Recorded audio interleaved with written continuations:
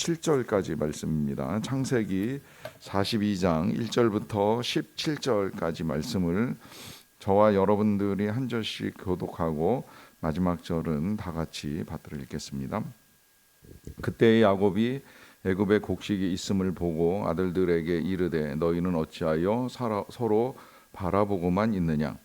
야곱이 또 이르되 내가 들은즉 저 애굽에 곡식이 있다 하니 너희는 그리로 가서 거기서 우리를 위하여 사오라. 그러면 우리가 살고 죽지 아니하리라 하매. 요셉의 형 10사람이 애굽에서 곡식을 사려고 내려갔으나 야곱이 요셉의 아우 베냐민은 그의 형들과 함께 보내지 아니하였으니 이는 그의 생각에 재난이 그에게 미칠까 두려워함이었더라. 이스라엘의 아들들이 양식 사러 간 자 중에 있으니 가나안 땅에 기근이 있음이라. 때에 요셉이 나라의 총리로서 그 땅 모든 백성에게 곡식을 팔더니 요셉의 형들이 와서 그 앞에서 땅에 엎드려 절하매. 요셉이 보고 형들인 줄 아나 모르는 체하고 엄한 소리로 그들에게 말하여 이르되 너희가 어디서 왔느냐. 그들이 이르되 곡물을 사려고 가나안에서 왔나이다. 요셉은 그의 형들을 알아보았으나 그들은 요셉을 알아보지 못하였더라. 요셉이 그들에게 대하여 꾼 꿈을 생각하고 그들에게 이르되 너희는 정탐꾼들이라 이 나라의 틈을 엿보려고 왔느니라. 그들이 그에게 이르되 내 주여 아니니이다. 당신의 종들은 곡물을 사러 왔나이다. 우리는 다 한 사람의 아들들로서 확실한 자들이니 당신의 종들은 정탐꾼이 아니니이다. 요셉이 그들에게 이르되 아니라 너희가 이 나라의 틈을 엿보러 왔느니라. 그들이 이르되 당신의 종 우리들은 12 형제로서 가나안 땅 한 사람의 아들들이라. 막내 아들은 오늘 아버지와 함께 있고 또 하나는 없어졌나이다. 요셉이 그들에게 이르되 내가 너희에게 이르기를 너희는 정탐꾼이라 한 말이 이것이니라. 너희는 이같이 하여 너희 신실함을 증명할 것이라. 바로의 생명으로 맹세하노니 너희 막내 아우가 여기 오지 아니하면 너희가 여기서 나가지 못하리라. 너희 중 하나를 보내어 너희 아우를 데려오게 하고 너희는 갇히어 있으라. 내가 너희의 말을 시험하여 너희 중에 진실이 있는지 보리라. 바로의 생명으로 맹세하노니 그리하지 아니하면 너희는 과연 정탐꾼이니라 하고. 같이 읽습니다. 그들을 다 함께 3일을 가두었더라. 아멘. 우리가 인생을 살면서 여러 가지 어려움들을 겪게 되는데 이 그 많은 어려움들 가운데 한 가지는 이제 억울한 일을 당하는 것이라고 생각을 합니다. 내가 하지 아니한 일들을 누군가 했다고 말하거나 또 한 것을 이제 인정해주지 아니하는 이 오해가 쌓이면서 겪게 되는 이제 억울함입니다. 이런 경우에 때로는 죄인이 의인이 되기도 하고 의인이 죄인이 되기도 하는데 억울한 일을 겪으면 이제 그것 때문에 이제 원통해서 소송을 걸기도 하고 또 때에 따라서는 뭐 극단적 선택까지 하는 사람들이 있게 되는데 이 억울함을 이제 우리가 어떻게 풀어갈 것인가 하는 문제와 더불어서 또 한편으로는 우리도 자칫 이제 잘못 오해를 하게 되면 다른 사람을 억울하게 만드는 일도 있을 수 있다라고 하는 것이죠. 이제 그러하기 때문에 이런 모든 관계들 속에서 일어날 수 있는 문제를 이제 풀어가는 원리가 이제 오늘 본문 속에 들어 있다고 할 수가 있겠는데요. 이스라엘에도 기근이 닥쳤습니다. 이 기근이 그냥 애굽만이 겪어나가는 어려움이 아니라 이제 이 야곱의 가족들이 살고 있는 가나안 땅에도 함께 닥친 기근이다 보니까 이 가정에 있는 사람들도 어려움을 이제 겪는 모습을 보여주는데 문제는 이 기근이 그냥 단순히 양식의 기근으로만 끝나는 것이 아니라 오늘 본문에서는 이 가정의 이제 영적 기근 상태도 함께 보여주고 있습니다. 그렇게 보는 이유는 지금 이 야곱이 이제 자식들을 모아놓고 애굽에 양식이 있다라고 하는 말을 하는데 아무도 그 아버지의 말에 반응을 하지 않습니다. 그러다 보니까 야곱이 또 한 번 더 이 애굽에 가서 양식을 사와야 되지 않겠느냐라고 하는 이제 말을 하게 되는데 그만큼 이 아들들과 아버지와의 관계 속에 뭐 채워지지 아니하는 이 관계의 풍성함이 이제 결핍과 기근으로 이제 나타나는 것이죠. 거기에 이 아버지가 그렇게 해서 이제 어렵게 아들들을 보내기는 보내지만 막내 아들 베냐민을 보내지 아니합니다. 한 사람이라도 살려두고 싶은 욕심이라고 보기에는 요셉을 향했던 이 아버지의 편애가 여전히 베냐민을 향하고 있다라고 하는 사실을 우리에게 보여주면서 아들을 사랑하는 것이 오히려 그 아들에게 화를 불러왔다라고 하는 사실을 깨닫지 못한 이 아버지의 영적인 부족함이 다시 한번 이제 또 다른 아들을 향한 사랑으로 이제 드러나게 되는데요.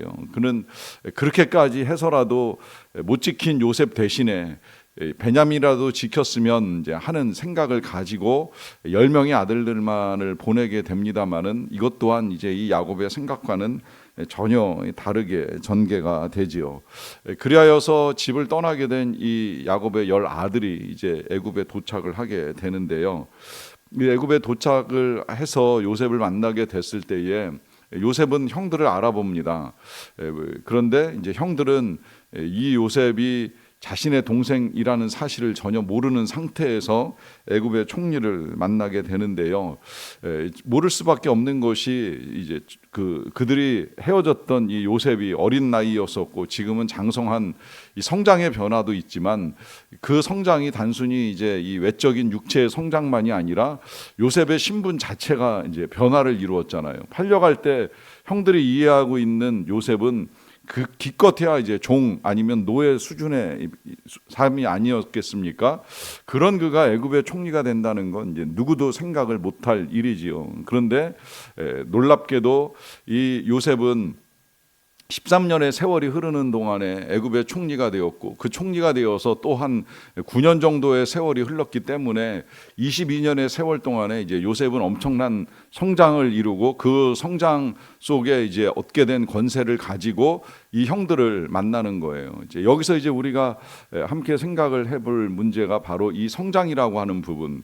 세월이 흐르면서 사람은 몸만 성장하는 것이 아니지요. 또 몸만 성장한다고 하면 이것처럼 불행한 일이 어디에 있겠습니까? 사람은 얼마든지 성장하고 이제 변화될 수 있는 존재. 그 성장은 몸의 성장과 더불어서 이 정신의 성장이고 영적인 성장이고 심지어 이제 신분의 성장까지 이루어가면서 그가 어렸을 때 보여준 모습과는 전혀 다른 일들을 이루어갈 수 있다라고 하는 것이고 그 다른 일들을 이루어가는 데 있어서 가장 큰 영향을 이제 주는 바로 하나님께 감동된 삶을 살아가는 것입니다.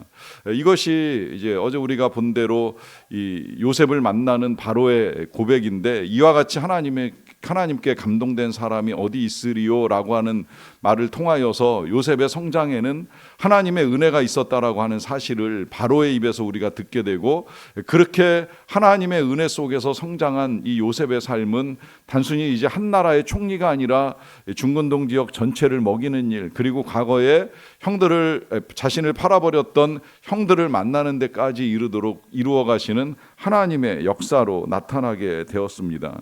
그리고 이것은 이제 이 형들이 모르는 사이에 하나님이 준비시키고 또 하나님이 성장시킨 이제 결과이기에 때때로 우리는 우리가 행해 나가는 일들의 열매와 결과를 모를지라도 특히 이제 우리가 기도하면서 우리가 날마다 드리는 이 기도의 열매가 과연 어떻게 나타날까 응답은 어떻게 보일지 모를지라도 분명한 것은 하나님은 하나님의 일을 우리가 모르는 사이에 진행해 나가신다는 거예요. 이것에 대해서 우리 예수님도 은밀한 중에 보시고 은밀한 중에 이루신다는 사실을 우리에게 알려주시면서 우리가 다 매일 확인하고 매일 볼 수 없을지라도 하나님은 은밀한 중에 하나님의 놀라운 일들을 이루어 가시는데 그것이 이제 이 요셉의 성장을 통해서 분명하게 드러나는 것이고요.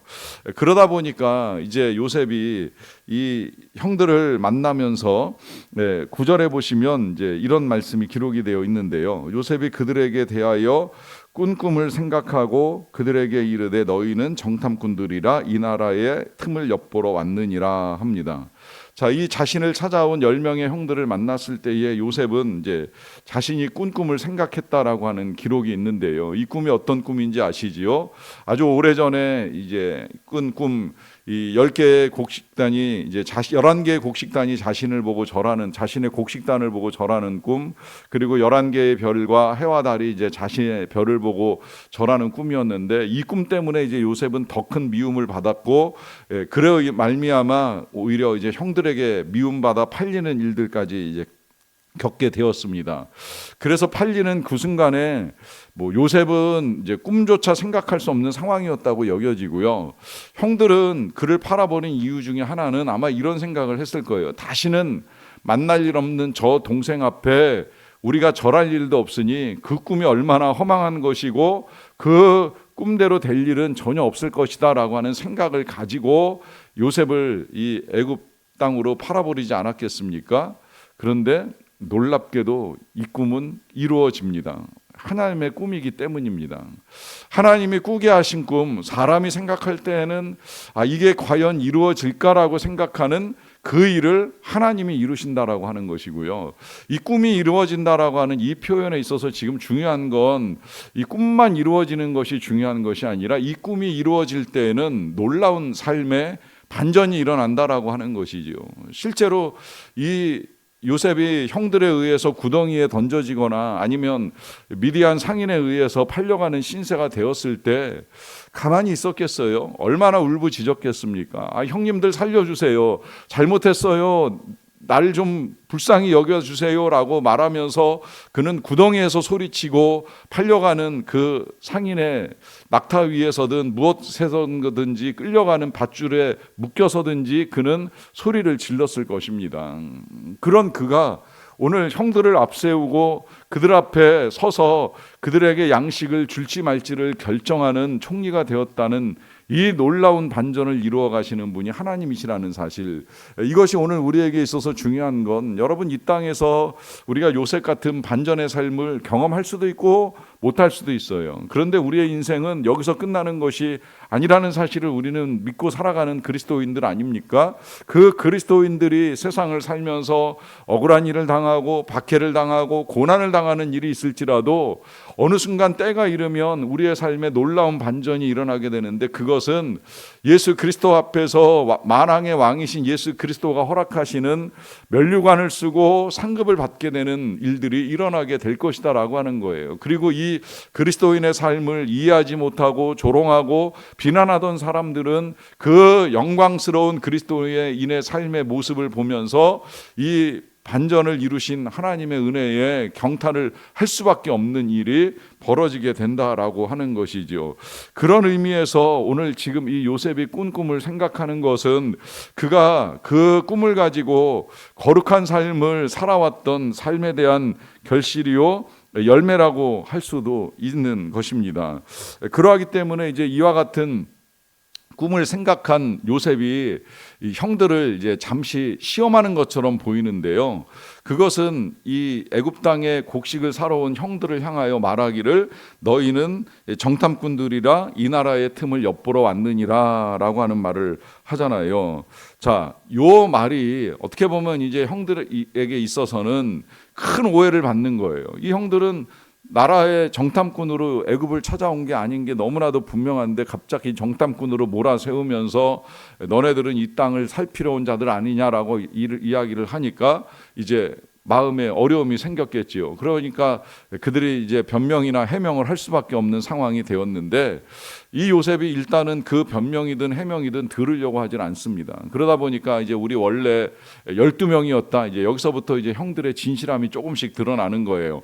11명이라고 말하지 않는 것도 형들이 조금은 달라졌구나 하는 생각이 드는데 일단 12명이라고 이야기를 하고 한 명은 아버지 집에 있고 지금 한 명은 사라졌다, 없어졌다 이제 이런 표현을 쓰면서 그래서 우리 10명이 지금 이제 곡식을 사러 왔다라고 하는 진실을 밝힙니다. 문제는 이 진실을 요셉이 듣는 것 같지 않아요. 그리고 일단 너희를 다 가두겠으니 한 명만 가서 막내 동생을 데려와라라고 하는 요청을 하는데 이 요청이 그냥 단순한 요청이 아닙니다. 그리고 형들을 시험하기 위한 요청도 아닙니다. 사실 잘 생각해 보면 지금 요셉의 입장에서는 형들을 만나자마자 그동안의 일들을 생각하고 과거의 꿈만이 아니라 형들이 자신에게 했던 모든 일들을 생각하고 얼마든지 처벌할 수 있는 권세와 권력을 가진 사람 아닙니까? 그러니까 당장 저놈들을 뭐 감옥에 가두어라 아니면 뭐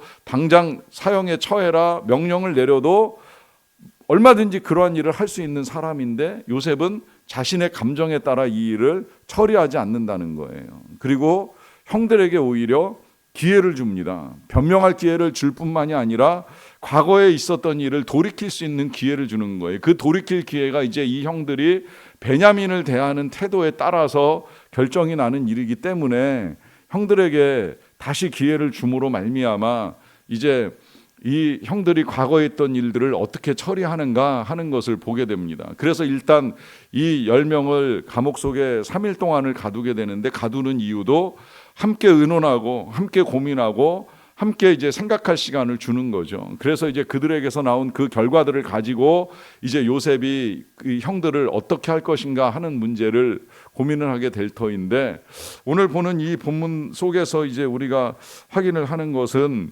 지금 우리의 삶에 반드시 모든 보응이 다 따르는 건 아니에요. 다만 이 형들이 이 사실은 분명해지는 것이죠. 과거에 소리치고 울부짖고 애걸하던 그 요셉을 못 들은 척하고 떠나보내던 이 형들의 태도와 마찬가지로 지금 이 형들은 모여서 요셉에게 우리는 정탐꾼이 아니다, 우리는 이렇게 양식만을 구하러 왔다고 애걸을 하지만 당장의 이 요셉은 아무것도 듣지 못하는 것처럼 보입니다.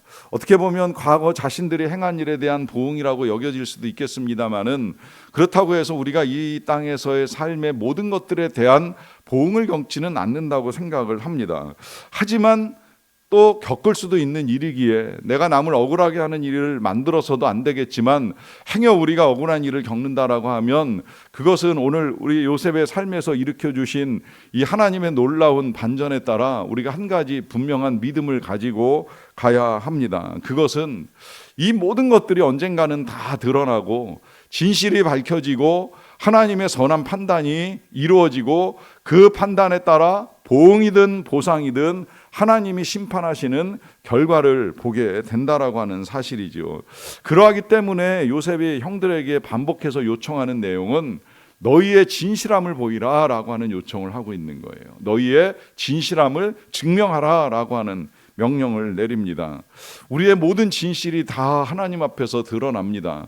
그러하기에 오늘도 신실한 마음으로 하나님 앞에 구하고 신실하게 삶을 살고 그 삶에 대한 보응 아닌 보상을 하나님께로부터 받을 수 있는 저와 여러분들이 다 되시기를 간절히 축원합니다.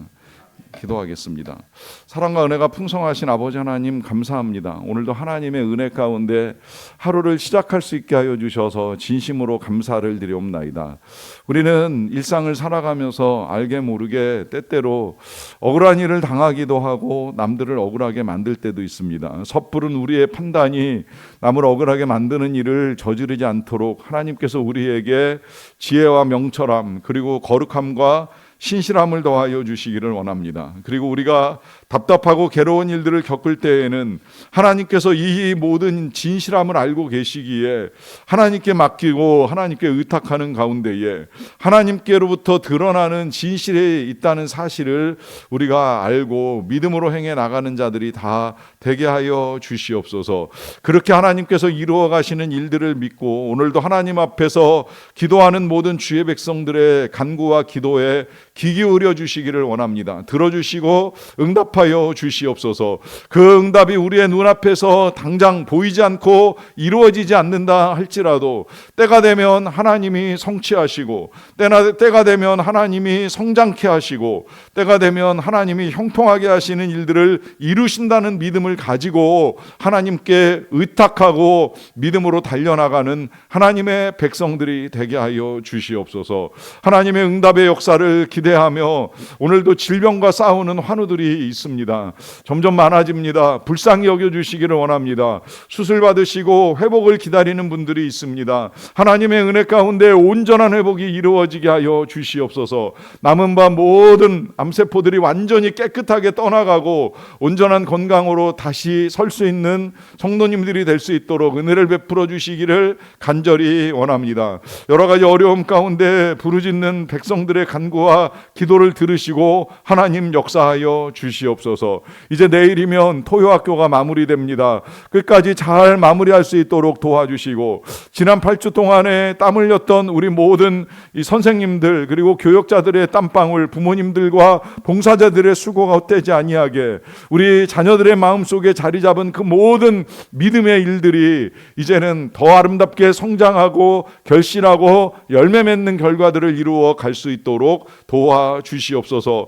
계속해서 주일학교에서 헌신하시는 분들의 그 모든 수고를 헤아려 주시기를 원합니다. 하나님, 오늘은 스승의 날로 우리의 자녀들을 가르치기 위하여 교회와 학교와 학원에서 수고하는 모든 분들을 위한 날이온데, 하나님, 다음 세대를 위하여 애쓰는 우리 모든 선생님들이 단순히 지식 노동자에 머물지 않도록 도와주시고, 진정한 스승으로서의 위상을 회복하고 존중받으며 자녀들에게 헌신과 사랑으로 가르치는 모든 일들의 아름다운 열매를 거둘 수 있도록 도와주시옵소서. 이 모든 수고 가운데도 하나님의 보상과 상급이 있게 될 것을 믿사옵고 감사드리며 예수님의 이름으로 기도하옵나이다. 아멘. 하늘에 계신 우리 아버지, 아버지의 이름